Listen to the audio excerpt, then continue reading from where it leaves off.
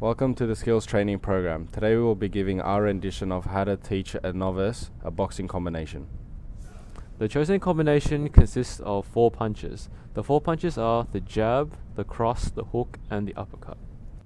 According to Gentile's taxonomy, the skill is initially considered a 2B skill, though to increase the training stimulus or create overload, we will increase the skill's difficulty, turning it into a 4B skill. It is considered a gross motor skill due to the requirement of large muscle groups to create the complete movement pattern. The skill can also be classified as a serial skill, as it involves a series of discrete skills which are identified as distinct movements having an identifiable beginning and ending point. The combination is considered to be a closed pattern skill. The 4 punches in the combination we are teaching are the 4 main punches utilized in boxing. All other boxing punches are derived from these 4 basic punches. The jab is the busiest punch in boxing. It is a punch thrown quickly with your leading hand straight from the chin in direct line to your target. A cross is a power punch thrown with the boxer's dominant hand. It is also called a straight right. A hook is an inside power punch. It is a short sideways punch delivered with the elbow bent so the arms form sort of a hook. The temple, side of the jaw, ribs, and liver is the target. Uppercuts are thrown at close range. The jaw or the solar plexus is the target. It is an in-fighter's best weapon.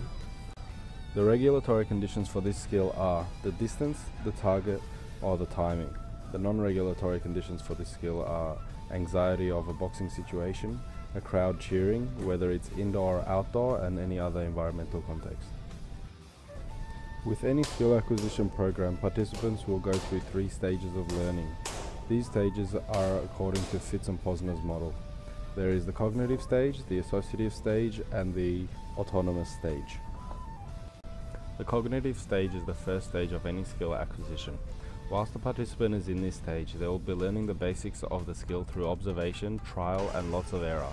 During this stage, it should be expected to see significant error in punching technique, core stability, trunk and ankle rotation, as well as knee flexion and body positioning.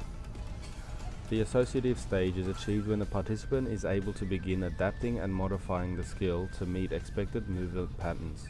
Once a participant is in the associative stage, they will be more fluid in the combination and can begin working towards being able to complete the task subconsciously. The autonomous stage is the final stage in skill acquisition.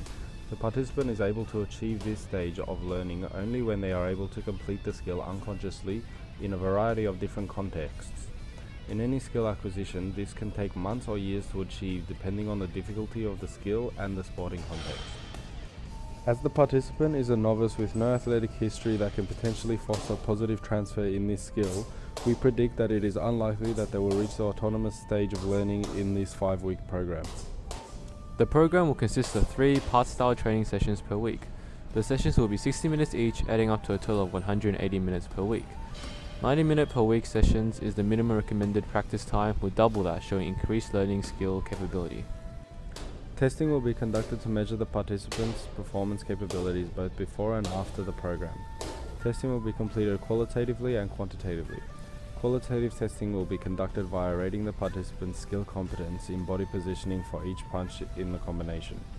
The ratings will be in a 1 to 10 system, 1 being unable to complete the task, 10 being excellent.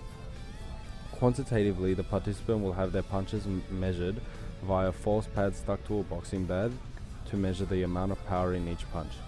Subsequently, the participant will also complete an accuracy test measuring the number of targets hit in the combination and how close to the target the participant actually hit. During the initial phase of the program, where feedback was high, verbal cues are used as feedback to teach the participant how to properly perform the skill. For the jab, you should take a step forward. If the jab is done with the right hand, then take a step forward with the right foot, and vice versa. The elbow stays behind or underneath the fist and never come out, and it goes out fast and comes back fast. For the cross punch or the straight right, you should make sure that the right shoulder is slightly behind you, and you should rotate your foot, hips, and shoulders. For the hook, you should shift the weight to the front leg and then immediately switch back to the back leg, and bring all the weight to your back leg to add stability and power. And you should always keep your wrists straight and stiff. For the uppercut, you should dip before executing the punch. You should tuck your chin underneath your shoulder and do not lean into your target or opponent. and the elbow does not go above 90 degrees. For the first week of training, the combination is broken up into its 4 punching styles. Each style is trained individually in a block system initially. By the end of the week, the participant is completing randomized single-style punching on different surfaces. For the second week of training, the participant is introduced to the sequencing of punching styles. This means that multiple punching styles are strung together in mini combinations. Initially, the sequences are always in the same order that the original combination is. By the end of the week, the participant will be completing randomized combinations. If the participant finds this easy to complete, we can increase the difficulty by fatiguing them before completing the skill. For the third week of the training program, a moving target is introduced. Continuing with the skill sequence is dependent on the participant's abilities. If the participant is incapable of performing the combination, they should revert back to single-style punching.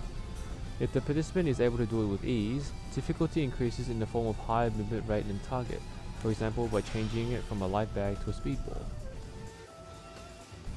During the fourth week of the training program, contextual interference is increased by adding a separate skill in between skill performance.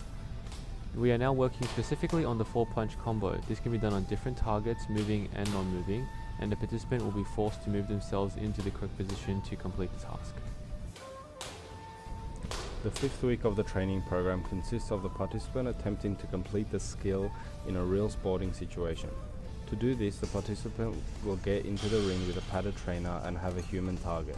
To change the environmental context even more, we can add a cheering crowd or use an outdoor ring. If this is easy for the participant, we can increase the difficulty by fatiguing prior to training commencement or by adding rules to the training. For example, the participant might have to land 3 jabs prior to being able to complete the combination on the trainer. Post-testing will be conducted immediately after the completion of the program.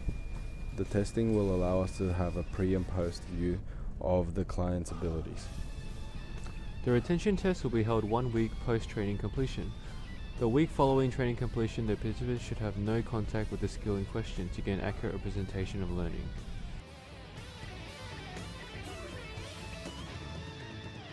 If everything was completed correctly, by this stage the participant should have acquired at least an associative stage of learning in the question skill. Thank you.